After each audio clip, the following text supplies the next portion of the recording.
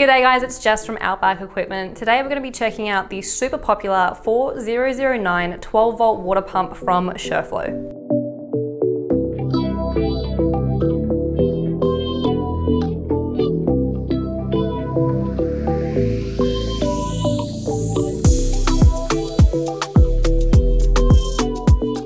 So here we have the 4009 12 volt pump from Shurflo. It measures about 16 centimeters in length and about 8 centimeters in width, and it's only about 2 kilos. If you plan on having running water in your camper, caravan, or motorhome, you're gonna need a reliable 12 volt pump, and that's why we love this little guy. Bear in mind that this 12 volt water pump is designed to be placed near the water source because of its pulling power, so keep this in mind when mapping out your camper van build. So we have a display unit here that gives you the bare minimum of what you're going to need in order to set up your 12 volt pump.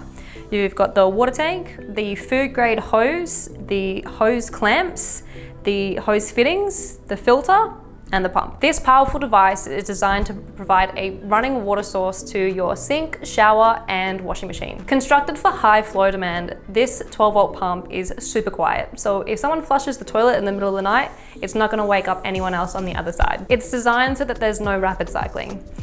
This is when the pressure switch turns on and off really quickly, and that can lead to premature water pump failure down the track. It can also run dry without any damage to the motor. Its compact, low-profile design can be easily mounted in any position inside of cabinetry or storage areas. A couple of things to remember so that you don't void your warranty is always use a Shurflo filter pack and always install it on the water tank side of your 12 volt pump.